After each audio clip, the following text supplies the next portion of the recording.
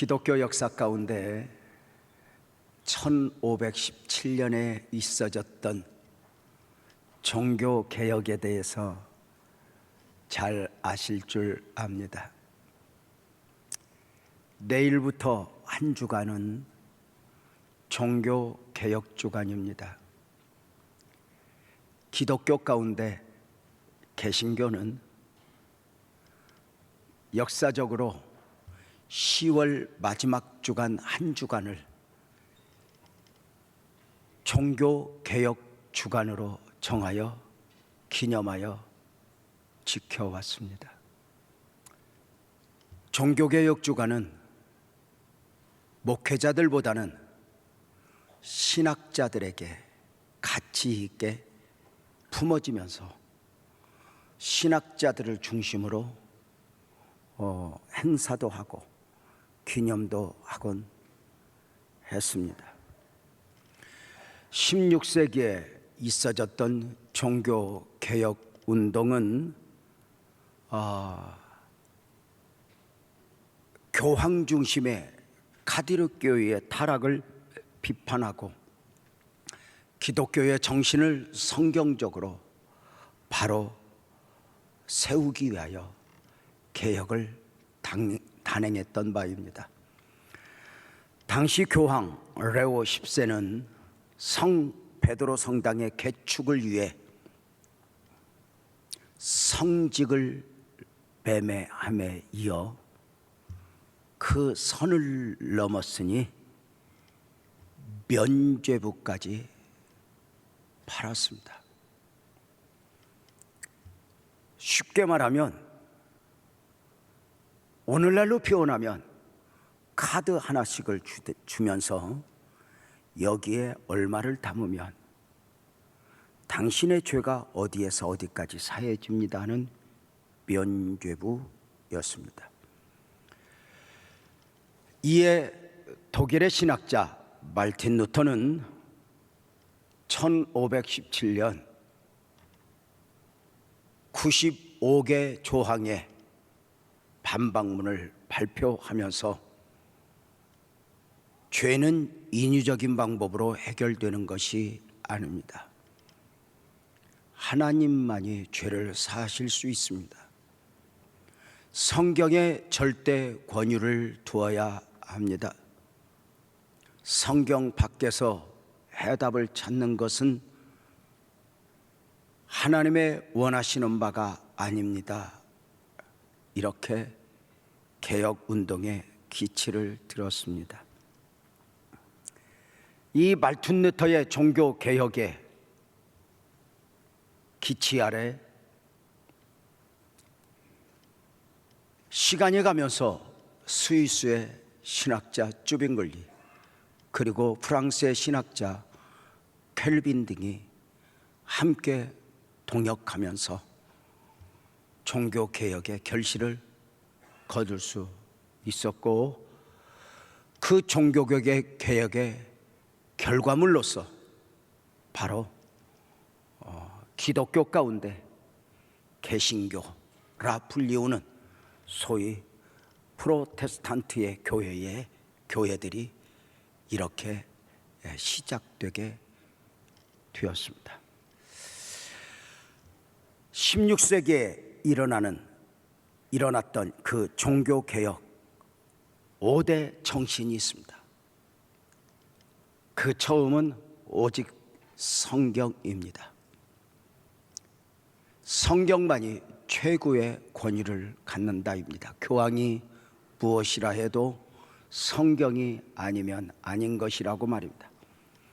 오직 믿음으로 말미암아 구원받는다. 인간의 행위가 아니라는 것입니다. 오직 은혜로 말미암아 구원을 받는다입니다. 하나님의 택한 백성들에게 베푸시는 은혜 말입니다. 네 번째로 오직 예수입니다. 오직 예수 안에 구원이 있다는 것입니다. 그냥 그리스도가 아닙니다. 예수 그리스도입니다. 잘 아시는 바대로 요한복음 5장 39절에서 주님이 말씀하시기를 너희가 성경에서 영생을 얻는 줄 생각하고 성경을 연구한다 했는데 이 성경이 곧 내게 대하여 기록한 책이라 했습니다. 성경 밖에서, 예수 밖에서 구원의 근거를 찾는 것은 전부 이단입니다. 타락입니다. 마지막 다섯 번째, 오직 영광입니다. 우리는 오직 하나님의 영광을 위해서 산다인데 이 오직 영광의 정신은, 경배의 대상은 하나님 외에 없다는 것입니다. 그가 마리아여도, 그가 어떤 성인이어도 절대로 중보자가 될 수 없고 경배의 대상이 될 수 없으니 오직 하나님만이, 예수만이 우리의 경배의 대상이요 예배의 대상이라 했던 바입니다. 10월 마지막 주, 내일부터 시작되는 종교 개혁 주간에 우리는 특별 새벽 기도회를 선포하면서 종교개혁 5대 정신, 5대 솔라라고 말하죠. 바로 오직 성경부터, 오직 믿음부터, 오직 예수부터, 이렇게 하루씩 유임 목사와 함께 제가 설교를 하게 될 것입니다. 종교개혁 주간을 앞두고 5대 솔라, 5대 정신을 보면서 시대적으로 많이 달라진 가운데 늘 이것도 하나 추가되었으면 얼마나 좋을까, 한 두 가지가 있으니 오직 기도와 오직 성령입니다. 그래서 내일부터 한 주간 5대 정신을 설교함과 함께 오늘 먼저 오직 기도에 대해서 설교를 하고 마지막 금요 성령 터치 시간, 특세를 마무리하는 시간에 오직 성령에 대해서 설교하고 함께 기도하고자 했던 것입니다. 기도는 참으로 중요합니다. 신구약에서, 신약이든 구약이든 모든 성경에서 단일 주제로 가장 많이 자주 강조되고 있는 부분이 바로 기도입니다. 기도해야 한다는 것입니다. 기도할 수 있는데 복음적 그리스도인이, 기도하는 그리스도인이다, 오늘 기도할 수 있다면 더 없는 축복이니 기도하는 그리스도인 앞에서는 그 어떤 문제도 문제가 아닐 수 있습니다. 복음적 그리스도인에게 있어서 기도는 영적 행위입니다. 기도는 단순한 요구가 아닙니다. 하나님과의 만남이요, 하나님과의 대화요, 하나님과의 교제입니다. 보십시오. 복음적 그리스도인으로서 삶을 살아가는 가운데 행여 그 삶이 무너져 있다면, 은혜가 메말라 버렸다면 무엇으로 알 수 있을까? 아시죠? 삶이 무너져 있어도, 은혜가 메말라도 복음적 그리스도인으로서 봉사할 수 있습니다. 선교할 수 있습니다. 헌금할 수 있습니다.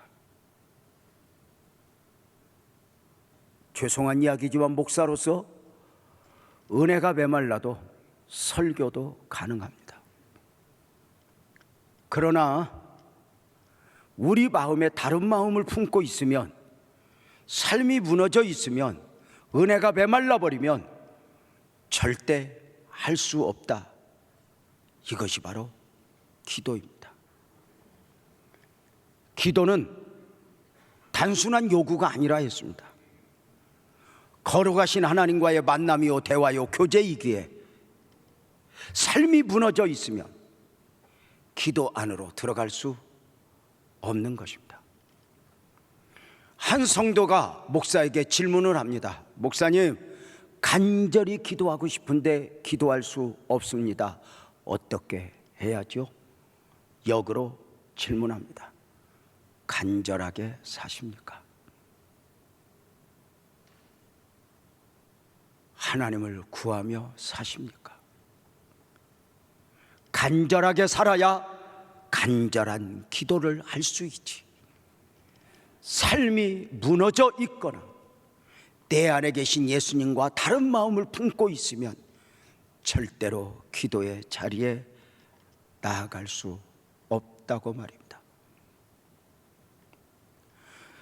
성경은 복음적 그리스도인들에게 기도를 요구합니다.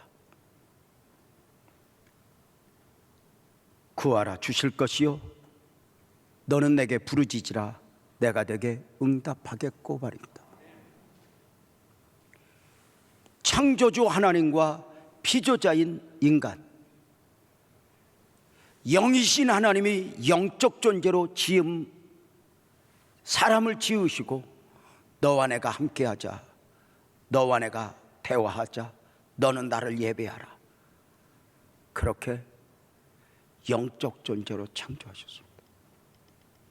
마땅히 근본적으로 사람은 하나님과 함께여야 합니다. 그러나 아담 이후 인간의 죄성은 언제나 하나님과 거리를 둡니다. 하나님이 없어도 된다 합니다. 이런 이들에게 하나님을 구하라 반응이 없습니다. 그래서 기도 제목을 주십니다. 자식의 문제, 사업장의 문제, 건강의 문제, 사람이 살아가면서 만나지는 많은 문제들, 이 문제들을 가지고 하나님 앞에 기도하면 응답도 주시지만 기도에 있어 가장 큰 축복은 하나님에게 가까이 가는 것입니다. 하나님 안에 내가 있음을, 내 안에 하나님 계심을 확인하는 것 말입니다. 성경은 기도를 요구합니다.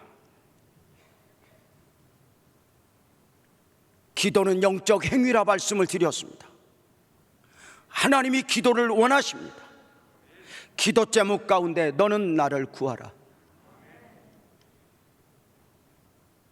상대적으로 마귀는 기도하지 않는 그리스도인으로 만들어버립니다.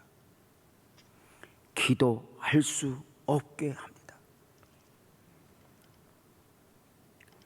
사복음서 예수님의 제자들의 실패는 기도의 실패였습니다. 저들은 주님 가시는 곳이라면 죽는데도 가겠습니다 결단했지만 기도 없는 제자들에게 거기까지였습니다. 결국 제자들은 예수님을 배반하고 저주하고 고기 잡으러 가고 말았으니 바로 사탄이가 그들 삶을 흔들어 버린 것입니다. 우리 주님 일찍이 말씀하셨습니다. 시험에 들지 않게 깨어 기도하라고 말입니다. 기도가 주는 축복은 너무도 크다. 개인적 삶에서도 기도가 중요하지만 특별히 공동체 안에서 기도는 절대 가치입니다.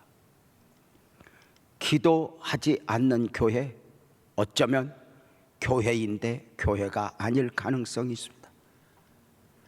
기도 없는 성도, 죄송하지만 경건의 모양은 있으나 경건의 능력을 상실한 가운데 성도다운 성도로의 삶을 살아낼 수 없습니다. 교회 공동체 안에서 기도가 얼마나 중요한가. 초대교회는 엄청난 부흥의 역사를 맞이하게 되었습니다. 하루에 3,000명, 5,000명 돌아오는 큰 부흥의 역사입니다. 이 거대한 부흥의 역사를 마귀는 구경만 할 리 없습니다. 마귀는 언제나 하나님의 위대한 역사 앞에 먼저 움직였지 않습니까? 당시 정치 지도자 헤롯의 마음을 흔들었습니다. 헤롯은 정치적으로 교회의 부흥 앞에서 이런 계획을 세우니 사도행전 12장 1절입니다. 그때 헤롯 왕이 손을 들어 교회 중에서 몇 사람을 해하려 했다고 말입니다. 이것을 정확하게 읽으면 이렇게 읽어야 합니다. 그때의 마귀가 손을 들어 교회 중에서 몇 사람을 해하려 하여, 이렇게 말입니다. 헤롯이 그렇게 했다고? 중요한 게 있습니다. 헤롯은 자신의 정치적 행위가 자신의 판단에 의한 자신의 결단인 줄 알겠지만 마귀의 간교한 계략이었습니다. 헤롯을 통해서, 빌라도를 통해서 예수님을 십자가에 못 박았던 헤롯을 통해서 바로 교회 부흥을 가로막고자 하는 것입니다. 다시 말씀을 드립니다. 헤롯은 자기 자신이 마귀에게 이용당하는 줄 몰랐습니다. 우리가 교회 공동체 안에서 삼가 두렵고 떨림인 이유는 내 말이 내 말이 아닐 수 있고 내 생각이 내 생각이 아닐 수 있기 때문입니다. 그래서 말로 말하지 말고 말씀으로 말해야 한다. 말로 말하지 말고 기도로 말해야 한다. 믿음으로 말해야 한다. 강조하는 이유입니다. 초대교회 부흥의 역사, 3,000명, 5,000명 그렇게 돌아올 때에 놀랍게도 마귀는 계획을 세웠으니 교회 중 몇 사람을 해야 할 계획을 세운 것입니다. 마귀는 최고의 전략가입니다. 마귀는 목표가 선하지 않아서 그렇지 지혜 중에 최고의 지혜자입니다. 놀랍게도 마귀는 교회 전체를 흔들겠다 하지 않습니다. 교회 중 몇 사람입니다. 처음부터 그랬습니다. 에덴 동산에서 마귀는 아담을 찾아가지 않았습니다. 약한 하와를 찾아갔습니다. 그리고 그에게 말씀을 의심하게 하고 선을 넘게 했고 결국 선악과를 먹게 했습니다. 오늘도 마귀는 언제나 이렇게 약한 자를 찾아 교회 공동체를 흔들고 가정 공동체를 흔들곤 합니다. 출애굽한 이스라엘 백성들이 가나안 행군 중에 악한 자들이 저들 앞에 있어지는 역사들을 보면서 구름기둥 불기둥의 역사, 만나의 역사, 반석에서 솟아나는 샘물의 역사를 보면서 저들은 하나님이 함께하는 사람이구나 그러고 포기할까 하다가 뒤에서 공동체 무리에서 멀어져 있는 사람들을 건드려 보기 시작합니다.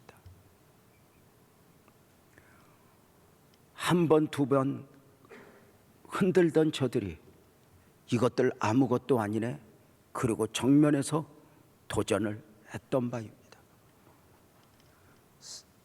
사랑하는 성도님들, 마귀는 오늘 또 교회 공동체 안에서도 우는 사자처럼 내가 누군가를 통해서 교회를 흔들 것인가, 가정을 흔들 것인가, 그렇게 호시탐탐 노리고 있습니다. 가룟 유다의 마음에 예수 팔려는 생각을 넣었습니다. 아간의 마음에 욕심을 넣어주었습니다. 헌신된 아나니아와 삽비라의 마음에 순간 거짓 영이 들어와 버리고 말았습니다. 교회 중 몇 사람, 그래서 깨어있는 그리스도인들은 나만의 문제는 나만의 문제가 아니라는 사실을 알게 됩니다. 영적 파수꾼의 의식을 가지고 내가 시험에 들면 우리 가정이, 교회 공동체 안에서 목사로서 장로로서 내가 연약해지면 어쩌면 교회가 흔들릴 수 있다. 이 영적 사고를 우리가 가져야 됩니다. 교회 중 몇 사람을 해하기로 했던 마귀는 헤롯을 통해 먼저 야고보 사도를 칼로 죽였습니다. 야고보가 누구입니까? 요한의 형제입니다. 예수님께서 나의 마시려는 잔을 너희가 마실 수 있느냐 질문하셨을 때, 예, 우리가 마시겠습니다, 그렇게 각오했던 제자입니다. 그가 부흥의 역사 가운데 있어졌던 거대한 마귀의 방해 앞에 죽임을 당했습니다. 야고보를 칼로 죽인 마귀는 이제 수제자 베드로를 잡아오게 가뒀습니다. 야고보의 죽음 앞에 군중들이 열광하는 것을 보고 군중들의 소리를 만족시키고자 베드로를 오게 가둔 것입니다. 초대교회는 비상이 걸렸습니다. 순교의 제물이 된 야고보 개인적으로야 영광이겠지만 사도를 잃어버렸다. 그런데 베드로마저 잃을 수 있다. 엄청난 충격이었습니다. 그날 손을 놓고 앉아 있을 수 없었습니다. 초대교회는 일어났습니다. 그냥 있을 수 없어. 우리 하나님을 구하자. 저들은 교회 중 몇 사람을 헤아려 했던 사단의 계획 앞에 소수의 무리들이 교회를 모여 기도하기 시작했으니 바로 사도행전 12장 5절입니다. 이에 베드로는 옥에 갇혔고 교회는 그를 위하여 간절히 하나님께 기도하더라. 잘 보십시오. 야고보가 죽은 가운데 베드로는 옥에 갇혔고 교회는 그를 위하여 간절히 하나님께 기도했다고 말입니다. 대강의 기도가 아니었습니다. 처절한 영적 싸움이었습니다. 놀라운 것은 이 교회의 기도 앞에 기적이 일어나니 베드로를 가뒀던 옥문이 열렸고 착고가 풀린 가운데 내일 죽을 줄 몰랐던 베드로는 옥에서 자유하여 기도하는 교회 성도들과 함께 하나님의 은혜를 나눌 수 있게 되었습니다. 기도는 만사를 변화시키는 능력입니다. 기도하는 교회가 은혜를 입고 기도하는 성도가 축복을 받게 됩니다. 교회의 영성은 기도입니다. 교회는 영적인 공동체입니다. 복음적 그리스도인이 영적이라 함은 모든 문제들 앞에서 주파수를 하나님께 바치고 하나님을 기도로 구하는 것입니다. 내일부터 특별 새벽 기도회를 선포하면서 이렇게 정리하고 싶습니다. 적어도 이번 한 주간, 오늘부터 시작해서 이번 한 주간은 이렇게 구호를 정하고 접근하자는 것입니다. 한번 따라서 합시다. 기도에서 원인을 찾고 기도로 해답을 구하자. 아멘까지 합시다. 다시 한번 하겠습니다. 기도에서 원인을 찾고 기도에서 해답을 구하자. 아멘. 시작.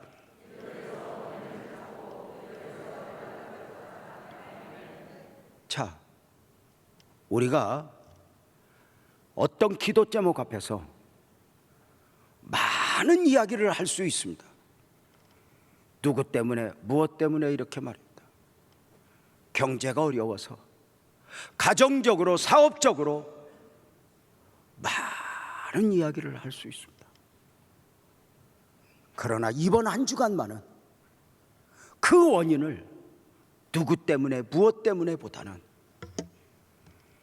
기도하지 않아서, 영적 파수꾼인 내가 기도하지 않아서 이렇게 그 원인을 찾자고 말입니다. 교회 공동체 안에서, 가정 공동체 안에서 기도의 파수꾼으로의 사명을 회복하는 것입니다. 기도하지 않아서, 기도하지 않아서.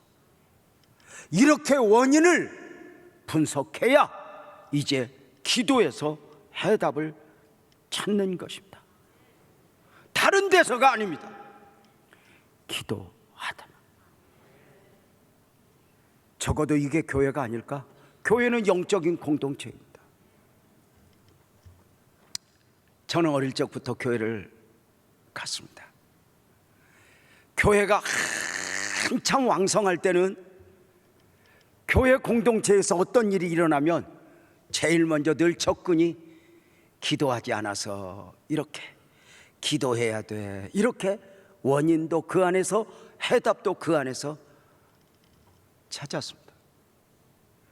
저는 처음 목회를 배우면서 제가 목사님을 너무너무 잘 만났다 싶은 것은 바로 이 영적인 부분을 깨닫게 하신 목사님입니다. 부교역자로서 훈련을 받을 때 몸이 너무너무 다운되어서 지쳐 있어. 어떤 집사님이, 전도사님 헬스클럽 가서 운동 좀 해요. 운동하면 아주 좋아져요.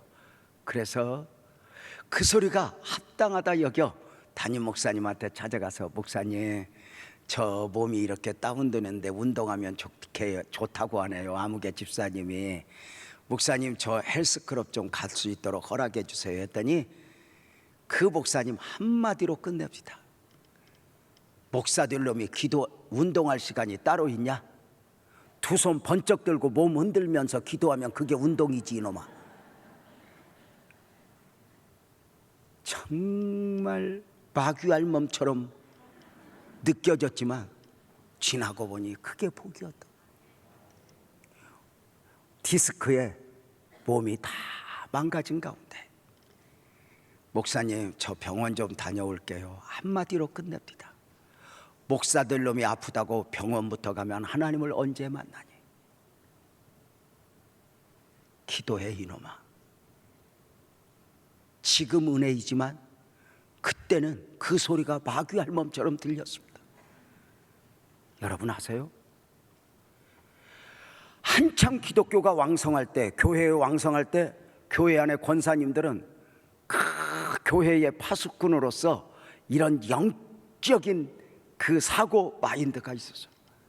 그래서 옛날 권사님들은 보면요, 죄송한 표현이지만 옛날 권사님들은 교회만 미쳐 다니지 거의 좀 무식하고 못 배운 분들이 많았어. 그 옛날 권사님들은 못 배웠지, 또 안 이뻐. 안 꾸몄으니까. 지금 여성들이 이쁜 것은 이뻐서가 아니야, 꾸며서 그래. 꾸며도 그 정도이니. 죄송합니다. 근데 옛날 권사님들은 무식해, 안 이뻐. 원래 이게 뚱뚱해도 원래 설교 원고는 써졌는데 이 말은 헐라도 안 하겠어? 냄새도 나, 안 씻으니까. 근데 그 권사님들의 매력이 뭔지 알아? 다 영적인 거야. 무슨 문제든지 누가 상담하면 영적으로 접근해. 누가 집사님이 상담해, 권사님 어떻게 하면 좋냐, 우리 남편 바람난 것 같다. 그러면 권사님이 왜 그랬어, 어떻게 남편하지 잘 좀 하지, 잠자리 옷 좀 입고 남편 유혹도 좀 해봐, 이렇게 말한 게 아니야.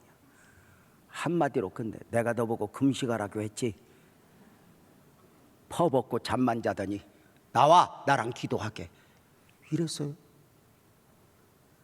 옛날 권사님들은 권사님 나 몸이 아파, 어떻게 하면 좋아, 그럼 병원 소개해주고 한약방 소개해준 게 아니에요. 딱 한마디로 끝내요. 내가 너보고 새벽 기도하자고 그랬지, 내일부터 새벽에 내가 갈 테니까 일어나, 나하고 함께 기도하자. 이것이 접근 방법이었어요. 어느 날부터인가 우리는 기도에서 원인을 찾지 않아요. 여러분이 문제가 아니라 사실은 제가 문제인 것 같아요. 이 설교 준비하면서 제가 안타까웠던 게 무엇이냐, 좀 개인적인 일이지만 이번 주간에 우리 가정에 좀 일이 있었어요. 우리 딸아이가 교통사고가 났어요. 직장에서 오전 근무를 마치고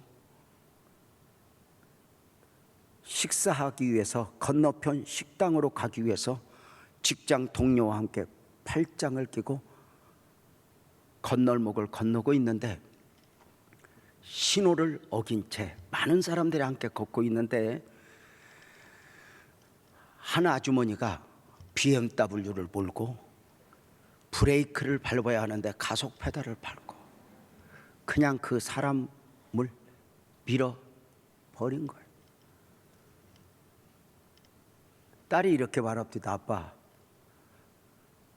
우리 둘 다 공중에 떠서 떨어졌거든. 근데 신기하다, 아빠 왜 슬로우 비디오냐? 차가 나를 들이받는 순간, 떠서 떨어지는 순간이 순식간일 텐데 이 긴 시간처럼 느껴져. 사실입니다. 제가 교통사고 당해봐서 압니다. 공중에 떠본 사람은 그 시간이 그렇게 길다는 것을 느끼는 거거든요. 자, 다행히 하나님이 받아주셨는지 공중에서 떴다가 떨어졌던 딸은 그 동료와 함께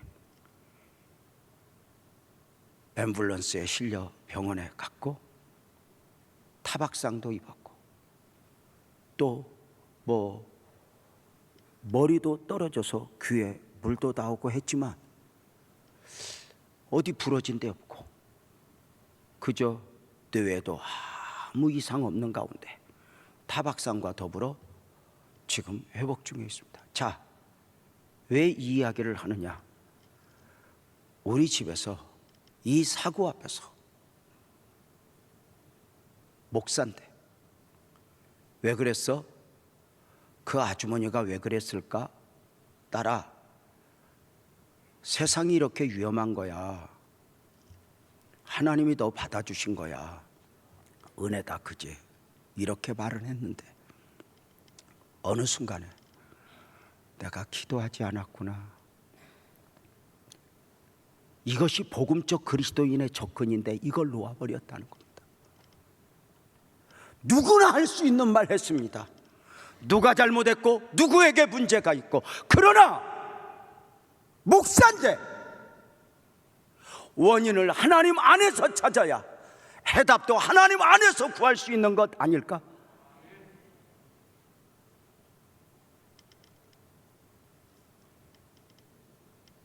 다음 주간은 모르겠지만 이번 한 주간 각자의 기도 제목을 정리해서 좀 힘들지만 피곤하지만 기도에서 원인을 찾고 기도에서 해답을 구하는 영성으로 우리가 한 주간 무장했으면 좋겠다는 것입니다. 왜 기도해야 합니까? 주님께서 교회에 대하여 말씀하시면서 이렇게 우리에게 경고해 주셨습니다. 음부의 권세가 이기지 못하리라, 이렇게 말입니다. 이 말은 적어도 우리가 복음적 그리스도인이라면, 이 교회가 하나님의 교회라면 마귀는 절대로 그냥 두지 않는 것입니다.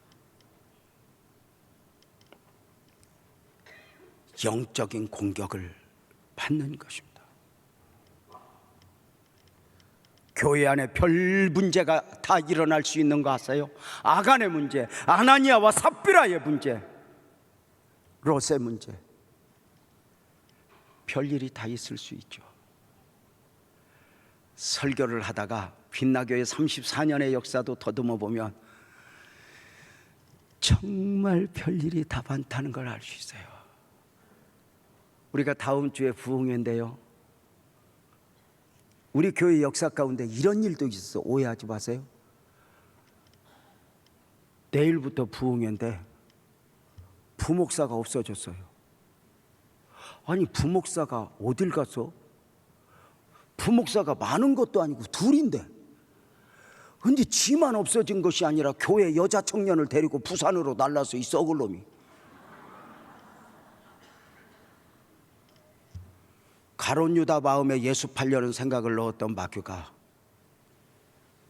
한번 우리에게 엉뚱한 사고를 심어주면 분별력, 판단력 다 흐려집니다.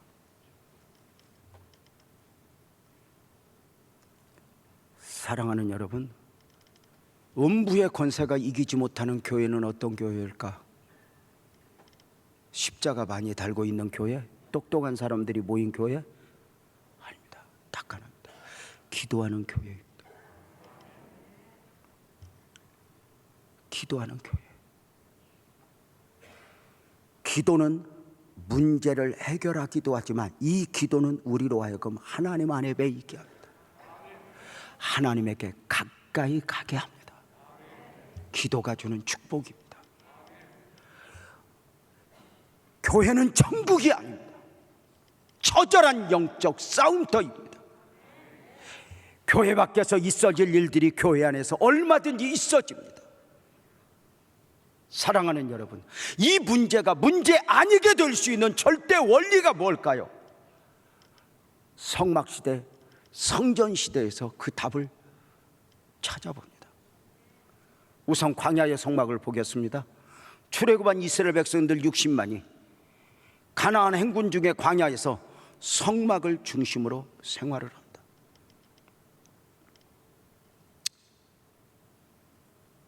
그 성막의 가장 중요한 사역은 바로 하나님 앞에 제사하는, 예배하는 사역입니다. 성막시대의 예배는 오늘 우리의 예배와 다릅니다. 소나 비둘기나 양을 잡아서 가죽을 벗겨 각을 떠 불의 연기까지 몽땅 태워드리는 제사가 바로 성막제사입니다. 성막예배입니다. 전승에 의하면 그 성막에서 번제물이 하나님 앞에 드려질 때 가장 많이 드려질 때는 하루에 2,400마리가 드려졌다고 이야기를 합니다. 소나 양이나 비둘기 2,400마리가 죄인 대신에 드려질 때 가죽을 벗겨 각을 떠 피가 단장 가운데 불의 연기까지 몽땅 태워 제사를 드리고 또 피를 구석구석에 뿌립니다. 거룩한 상상을 해보십시오. 이 예배당에서 구약의 예배 방식을 재현하자는 마음으로 양 한 마리를 가져다가 가죽을 벗겨 각을 떠 불에 태워 연기로 예배를 드리면 우리 모두는 그 사체 타는 냄새와 더불어 피냄새와 더불어 코를 막게 될 것입니다. 맞죠? 광야의 성막은 무슨 세면으로 방음, 방수 이게 아닙니다. 천막입니다. 텐트. 울타리도 천으로 둘렀습니다. 하얀 천으로. 광야의 정갈들, 벌레들 얼마나 많아요. 그들이 피냄새를 얼마나 좋아해요. 떨어진 살점 고기들은 얼마나 좋아요. 우리가 식사 중에 멸치 또막 하나 어쩌다가 식탁 밑으로 떨어진 가운데 오후에 보면 개미들이 축제를 벌이고 있잖아요. 어디서 이렇게 나왔어? 근데 여러분 아세요? 하루에 2,400마리가 들여지는 그 성막 안에 냄새가 없다는 거예요. 무엇으로요? 무엇으로요? 냄새가 없는 게 아니에요. 냄새가 냄새되지 않도록 기도의 향이 덮은 거예요.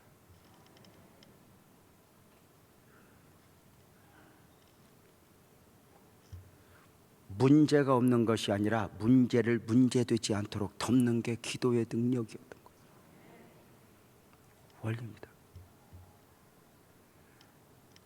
옛날 교회가 문제가 많아요? 지금 교회가 문제가 많아요? 옛날이나 지금이나 문제는 똑같이 있습니다. 옛날 목사님이 문제가 많아요? 지금 목사님이 문제가 많아요?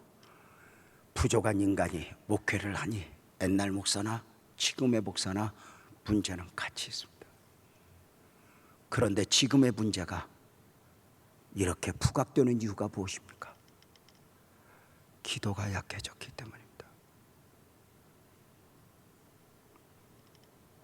옛날 교회는 기도로 바랬습니다. 기도에서 원인을 찾고 기도에서 해답을 구하자. 그래서 과거의 권사님들이 기도하지 않아서 그래, 기도하지 않아서 그래 이렇게 강조하며 기도를 강조할 때 사람들은 무식하다고 그랬어요. 그런데 여러분 아세요? 그 무식한 기도가 교회를 교회되게 했고 성도가 성도 되게 했던 거예요.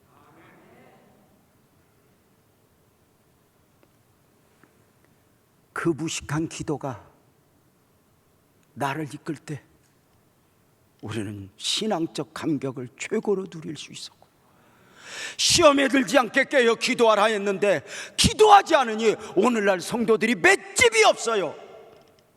말 한마디만 들으면, 누구 눈길 한 번만 제대로 잘못 받으면 그저 이것도 안 할래 저것도 안 할래 흔들려 버리고 나죠. 여러분 보세요. 광야의 성막에 그 울타리로 천을 쳐놨는데 광야의 정갈들 벌레들이 단 한 마리도 성막 안에 못 들어와요. 울타리가 경고해서 아니요, 기도의 파수꾼, 기도의 향해. 사랑하는 성도님들, 여러분은 기도합니까? 초대교회 당시 교인들이 몇 명이나 되었을까? 하루에 3,000명, 5,000명씩 돌아왔다 했습니다. 그죠? 그러면 그 교회의 위기 앞에 3,000명, 5,000명, 10,000명, 20,000명 모두가 기도한 건 아닙니다. 마가 요한의 다락방에서 기도했으니 맥시멈으로 최고 보이면 120명이 모였을 것입니다. 그런데 성경은 오늘 본문 사도행전 12장 5절에 이렇게 표현합니다. 베드로는 옥에 갇혔고 교회는 그를 위하여 간절히 하나님께 기도했다. 120명이 기도했다가 아닙니다. 교회가 기도했다고 말합니다. 사람 많은 곳을 교회라고 말하지 않았습니다. 기도하는 공동체, 문제들 앞에서 주파수를 하나님께 맞추고 하나님을 향하는 그곳이 주님이 인정하시는 교회였습니다. 여러분은 누구이고 누구였으면 좋겠습니까? 그 교회 안에 누가 있어야 합니까? 분명한 것은 하나님이 우리에게 기도 제목을 허락하신 이유는 단순한 문제 하나 해결하는 차원이 아닙니다. 하나님이 나를 욕심내는 것입니다. 나는 하나님이 아니면 안 돼 할 때 문제가 있어서가 아니라 근본적으로 나는 하나님이 아니면 안 되는 것입니다. 교회는 간절히 기도했습니다. 단순한 묵상이 아니었습니다. 처절한 영적 싸움이었습니다. 사람의 문제가 아니라 마귀의 문제였기에 하나님의 은혜를 구하지 않고는 이것을 이겨낼 수 없었던 것입니다. 사랑하는 성도님들, 기도하면 역사가 일어나지 않습니까? 사도행전 12장 7절에 보면 교회가 기도할 때 어떤 역사가 일어납니까? 베드로의 옆구리를 채어 깨워 이르되 급히 일어나라 하니 쇠사슬이 그 손에서 벗어지더라. 교회가 모여 기도할 때 옥문이 열렸고, 교회가 모여 기도할 때 착고가 풀렸습니다. 원문에서 보면 자동으로 풀려나갔다고 말하고 있습니다. 사랑하는 성도님들, 여러분은 어떤 쇠사슬에 어떤 기도 제목에 배어 있습니까? 그 원인을 누구 때문에 무엇 때문에 할 수 있지만 이번 한 주간만은 사람 이야기하지 말고 그저 원래 약하게 태어났어 이런 이야기하지 말고 주파수를 하나님께 맞추고 기도에서 원인을 찾고 기도에서 해답을 구하는 영성으로 또 한번 드려져야 하지 않겠습니까?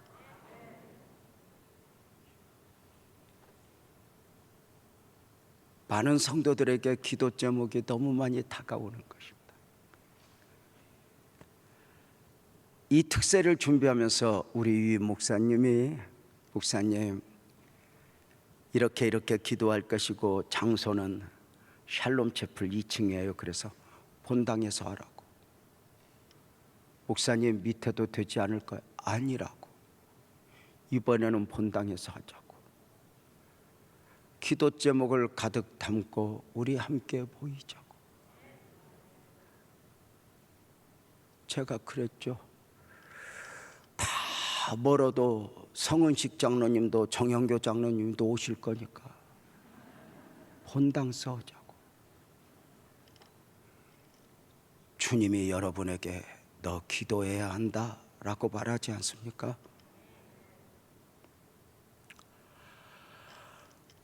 종교개혁 선두주자였던 말틴 루터의 일화를 소개하면서 오늘 말씀을 마치고자 합니다.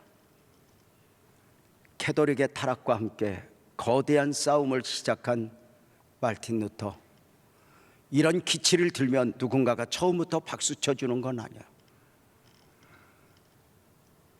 종교개혁의 기치를 들었지만 그 거대한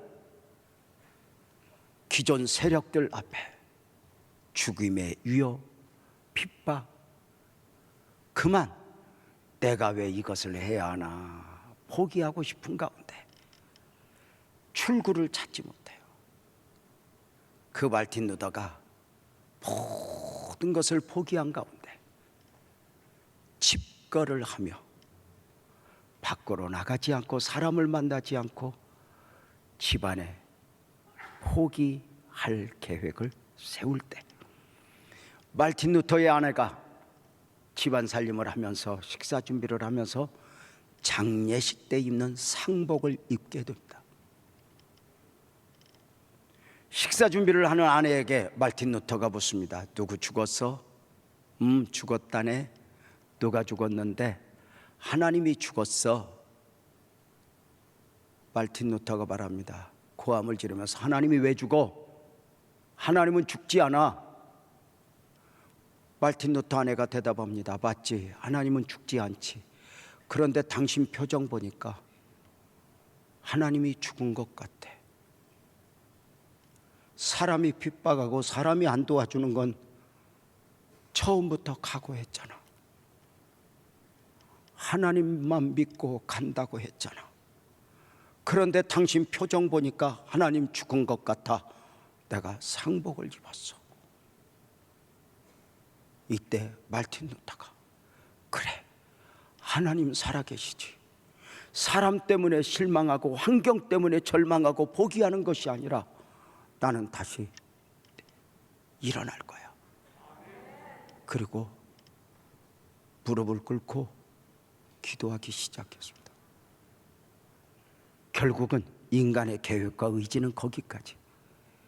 기도의 무릎을 통해서 종교개혁의 결실을 거둘 수 있게 되었습니다. 기도는 하나님이 우리에게 주신 선물입니다.